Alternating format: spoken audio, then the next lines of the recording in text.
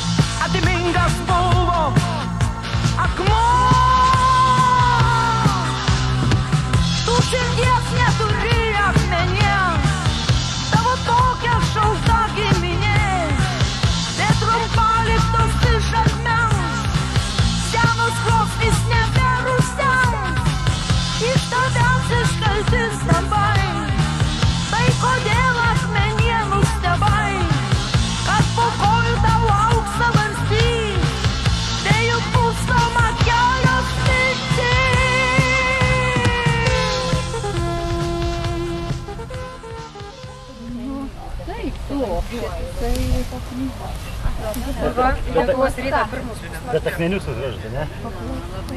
Kaip marmurą. Čia kaip medis panašiai. Nu, lietuvis papas akmuo. Jau ne medis, ne medis. Kaip medžio imitacija, žiūrėk. Vandrugės sparnų. Ne medis, ne. Raudonmedis.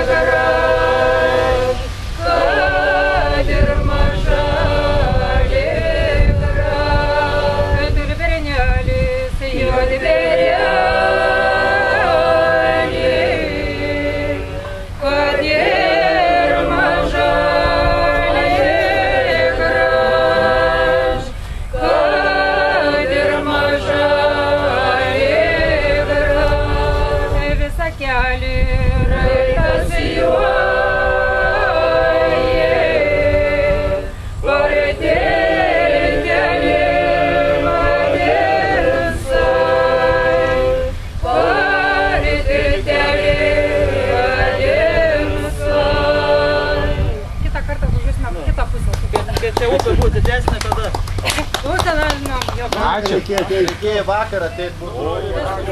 Gerai sudainuoti. Broliai ir seseris Kristuje, prašome. atvažiuos, makai bus dar vakarą, tai taip. Kita pusė. Kelintas, Linai, pačiam šis simpoziumas? Antras. Pirmą darbą padariau rimtesnį prieš 2 metus. O prieš kokius 5 metus iš vis dar apie akmenį nieko neišmaniau ir nieko nežinojau ir tik tai stebėjau simpoziumą Varėnausėje. Paskui tais metais vasarą mokiausi kursuose amatų pas Valdą ir pradėjau.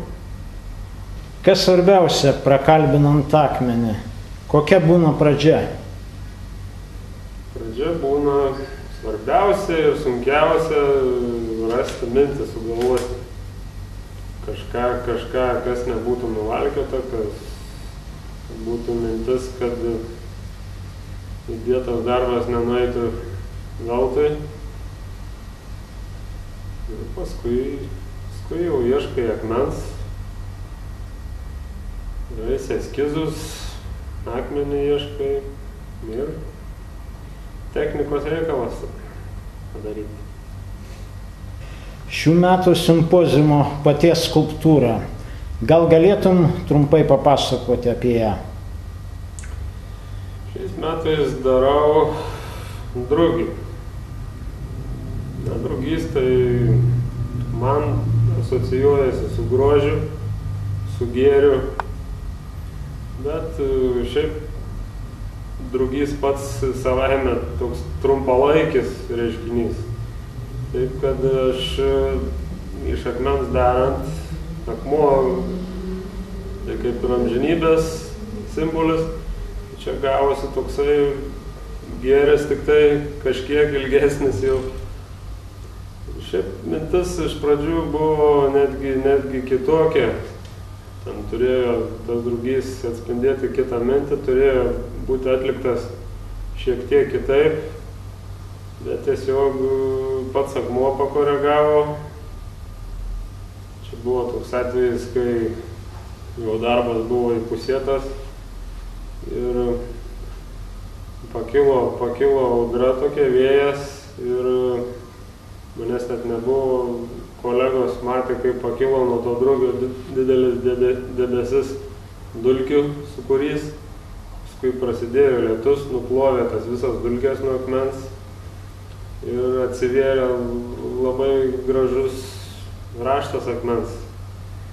Taip, kad man jau kaip ir buvo pasakyta, kad su savo ten apdirbimų technika nepridaryti nesąmonę ir tiesiog parodyti, koks yra gražus akmuo.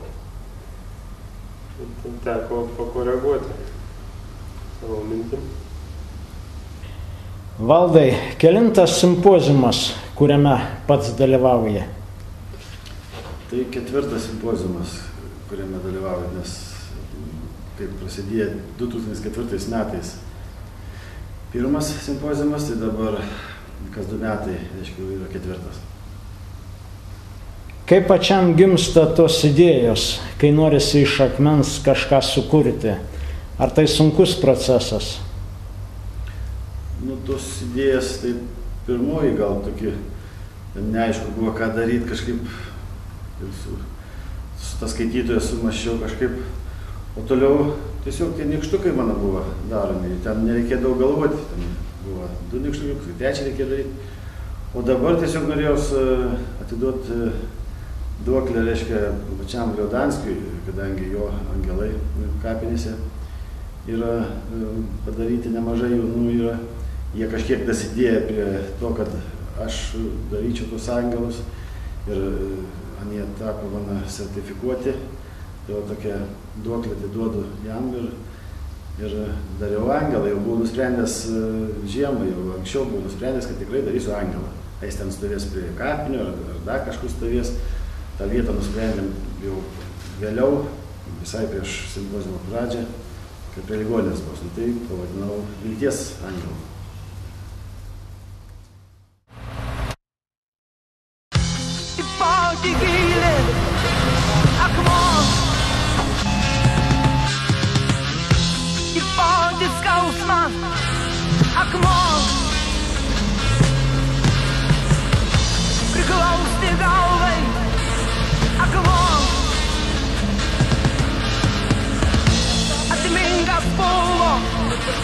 Akmuo!